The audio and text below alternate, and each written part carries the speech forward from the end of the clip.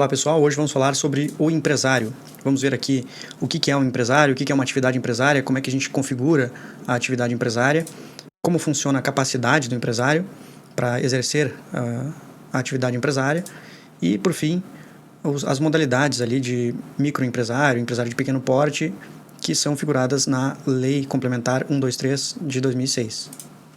Então, primeiro, pessoal, o que é empresa? Empresa é uma palavra polissêmica que tem vários significados. Tem uma origem lá parecida com empreendimento, que seriam as aventuras nas grandes navegações. E veremos que no nosso Código Civil ela é utilizada de várias maneiras diferentes. Essas maneiras, essa polissemia, foi muito bem evidenciada pelo Aschini, que era um jurista italiano que faleceu aí na década de 70, e ele conseguiu identificar quais eram os significados dessa polissemia. E esses significados ele chamou de os perfis da empresa. O perfil subjetivo equivale ao empresário ou à sociedade empresária. Então é aquele aspecto pessoal, né, de quem exerce a atividade empresária. O perfil funcional equivale à atividade desempenhada pela sociedade, pela empresa.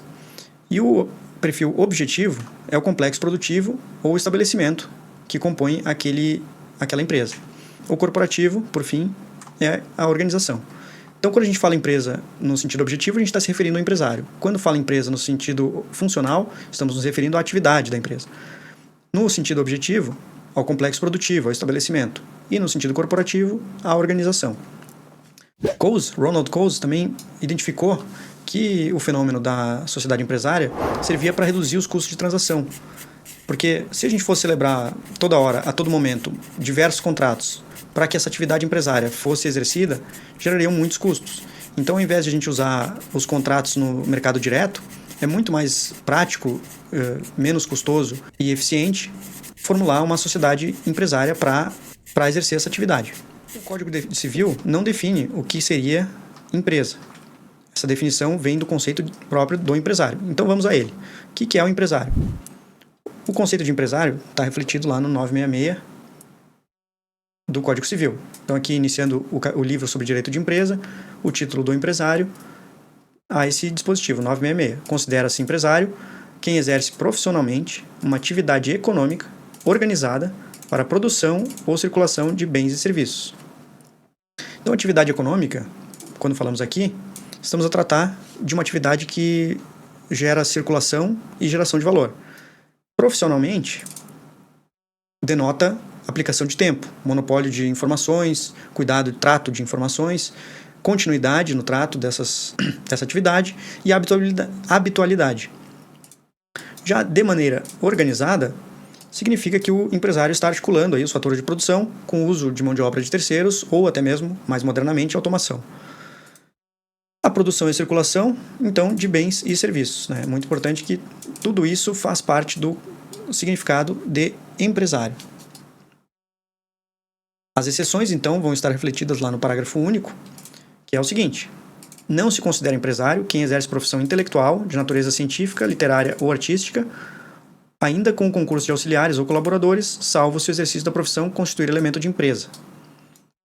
Portanto, vemos que o elemento nuclear aqui é a profissão intelectual, que pode ser caracterizada tanto por uma atuação artística, científica ou literária. Sobre constituir elemento de empresa, teremos que analisar aí a complexidade da organização, o porte do negócio e as atividades que são realizadas em complemento ao negócio.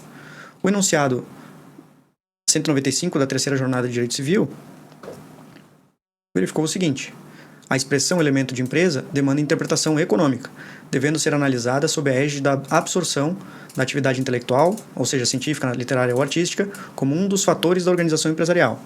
E o enunciado 193 da mesma jornada diz o seguinte: o exercício das atividades de natureza exclusivamente intelectual está excluído do conceito de empresa, justamente tentando proteger, né, o profissional liberal, a atividade do profissional liberal. E o enunciado 194, a gente vê aí 3 enunciados que foram um depois do outro, né, o 193, 194 e 195. Os profissionais liberais não serão considerados empresários, salvo se a organização dos fatores de produção for mais importante que a atividade pessoal desenvolvida. Outra exceção é a dos produtores rurais. Produtores rurais, nós vamos ver lá nos 971 do Código Civil. O O empresário cuja atividade rural constitua sua principal profissão pode, né, então uma faculdade, observadas as formalidades que tratam 968, seus parágrafos, requerer a inscrição na junta comercial, caso em que, depois de inscrito, ficará equiparado, para todos os efeitos, ao empresário sujeito a registro. Ou seja, o produtor rural, ele pode ou pode não ser empresário. Vai depender se ele registrou ou não a inscrição da sua atividade na junta comercial respectiva. E o 984 diz o seguinte: a sociedade que tenha por objeto o exercício de atividade própria de empresário rural e seja constituída, transformada, de acordo com um dos tipos da sociedade empresária, pode, com as formalidades do 968, requerer a inscrição na junta comercial da sua localidade, caso em que, depois de inscrita, ficará equiparada, para todos os efeitos, à sociedade empresária. Então, tanto o produtor rural quanto a sociedade que exerça aí a atividade própria de produtor rural. O 968 nada mais diz aqui do que a forma do requerimento de inscrição de empresário. Aqui as informações e documentos que são exigíveis. No enunciado 202 da terceira jornada de Direito Civil, vemos aqui que o registro do empresário ou a sociedade rural na junta comercial é facultativo e de natureza constitutiva, sujeitando-o ao regime jurídico empresarial. É inaplicável esse regime ao empresário ou sociedade rural que não exercer tal opção. Então, o enunciado 201 da mesma jornada diz o seguinte: o empresário rural ou a sociedade empresária rural, inscritos no registro público de empresas mercantis, estão sujeitos à falência e podem requerer concordata. Ou seja, os produtores rurais têm a opção de serem empresários ou não, sejam eles um produtor isolado ou uma sociedade, desde que seja registrado na junta comercial competente. Outro exemplo é a sociedade simples. Sociedades simples não são sociedades empresárias. O 982 do Código Civil diz expressamente isso. Salvo exceções expressas, considera-se empresária a sociedade que tem por objeto o exercício da atividade própria de empresário sujeito a registro, e simples as demais. É um conceito aqui por exclusão. E essas sociedades simples vão ser aquelas que envolvem o desenvolvimento também de uma profissão intelectual, como vimos aqui no parágrafo único do 966, de natureza científica, literária ou artística. Outra hipótese de exceção é aquela contida no 982, parágrafo único do Código Civil, que diz que as sociedades cooperativas serão sempre simples. Elas não visam lucro e sim ao proveito comum dos cooperados. As sobras líquidas que houverem da atividade retornarão proporcionalmente entre os cooperados em razão dessas obrigações, das suas operações. Passando aqui então para a capacidade, pessoal. Capacidade para ser empresário. Primeiro, é estar em pleno gozo da sua capacidade civil. Ou seja, não ser um absolutamente incapaz, um menor de 16 anos, exceto quando emancipado, ou um relativamente capaz, estar entre 16 e 18 anos, os ébrios habituais e viciados, que não podem exprimir sua vontade. Outra hipótese de incapacidade, e aqui na verdade não é uma incapacidade, mas um impedimento legal, são os membros do MP, os magistrados e os membros da defensoria, que não podem atuar com a função de administrador das sociedades empresárias. Os falidos, os cônsules, os médicos para atividades de farmácia e drogaria, aqueles que foram condenados por crime falimentar contra a economia, contra o sistema financeiro, os servidores públicos federais e os servidores militares com relação à função de administração e os deputados e senadores. Os empresários casados, primeiro, antes cumpre relembrar a regra geral. A regra geral é que os cônjuges, né, um cônjuge não pode vender bens sem outorga conjugal, né, bens de natureza imobiliária, exceto em caso de separação absoluta. Vemos aqui no 1647 exatamente essa hipótese. Nenhum dos cônjuges pode, sem autorização do outro, alienar ou gravar de ônus real os bens imóveis, pleitear como autor ou réu acerca desses bens e direitos, prestar fiança ou aval, fazer doação de bens comuns. Mas quando a gente está tratando de empresário, nós vamos ter essas regras aqui do 978, 979 e 980 do Código Civil, que vai dizer que ele pode vender o patrimônio da empresa sem outorga, ou seja, sem necessidade de prévia autorização conjugal, quando se estiver tratando do patrimônio imóvel empresarial. É possível também, aqui pelo 979, o registro de pactos antinupciais, doações, herança, legado, incomunicabilidade e inalienabilidade, mediante registro no cartório civil ou na junta comercial.